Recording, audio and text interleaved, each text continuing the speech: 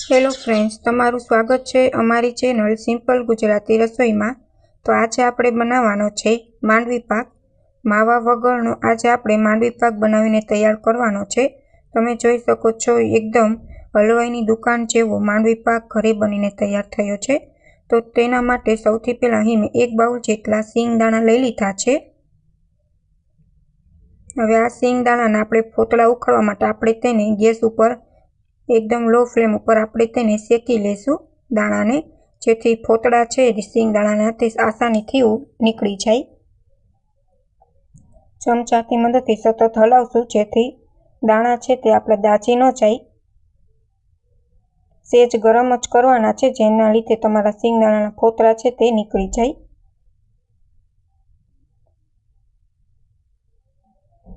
તો અહીં તમે જોઈ શકો છો આવી રીતના ફોતળા ઉખડી જાય છે એટલે આપણા સિંગદાણા છે તે પરફેક્ટ રીતના શેકાઈ ગયા છે। હવે આપણે તેને લઈ લેશું।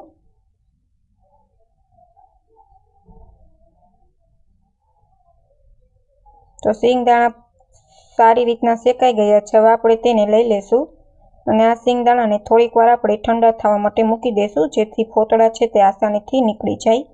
તો અહીં મેં ફોતળા કાઢીને સિંગદાણા તૈયાર કરી લીધા છે। તમે જોઈ શકો છો બધા જ ફોતળા નીકળી ગયા છે। હવે આપણે મિક્સર જારમાં તેને આપણે પીસી લેશું।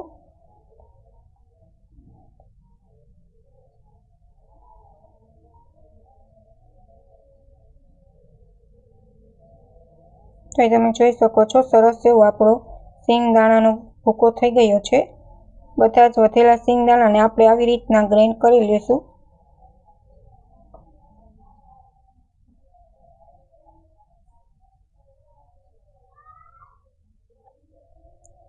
તો અહીં આપણો સિંગદાણાનો ભૂકો છે તે તૈયાર થઈ ગયો છે બધો જ। હવે આપણે ચાસણી લેવાની છે। તો અહીં જેટલો ભૂકો છે તેની અડધી મેં ખાંડ લીધી છે જેથી તમારો માંડવી પાક છે તે પરફેક્ટ બનીને તૈયાર થશે।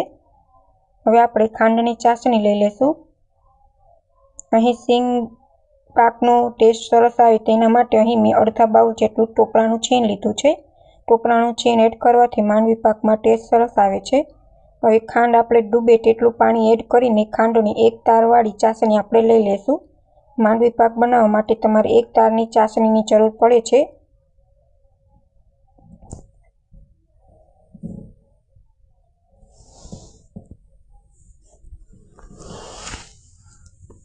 સતત હલાવતા રહેશું જેથી ખાંડ છે તે સારી રીતના ઓગળી જાય।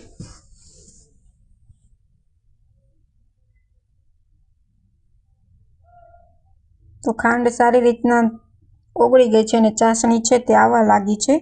હવે આપણે એક પ્લેટમાં ડ્રોપ લઈને આપણે ચેક કરી લેશું આપણી ચાસણી આવી છે કે નહીં। ગેસની ફ્લેમ એકદમ લો રાખશું।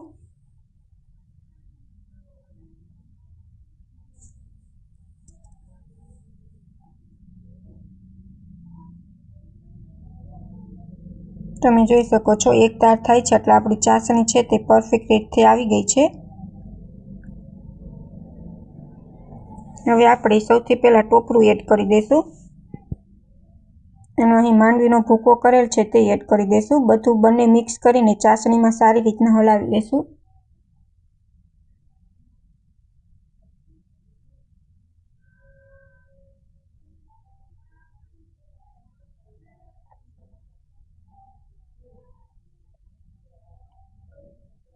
હવે આપણું પરફેક્ટ માંડવી પાક બનીને તૈયાર થઈ ગયો છે। હવે આપણે માંડવી પાક સરસ પોચો બને તેના માટે આપણે અહીં 2 ચમચી જેટલું ઘી એડ કરશું। ઘી એડ કરવાથી તમારો માંડવી પાક છે તે સરસ પોચો બનીને તૈયાર થાય છે। બે આપણા માંડવી પાકમાં સારી રીતના ઘીને મિક્સ કરી દઈશું। અહીં મેં એક પ્લેટ લઈ લીધી છે। હવે તેમાં આપણે આ સ્ટ્રક્ચર છે તે એડ કરી દઈશું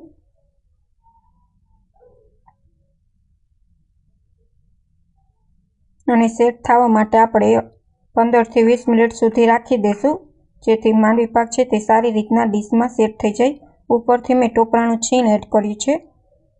હવે માંડવી પાક છે તે સેટ થઈ ગયો છે। હવે આપણે છરીની મદદથી ચોસલા પાડી લેશું।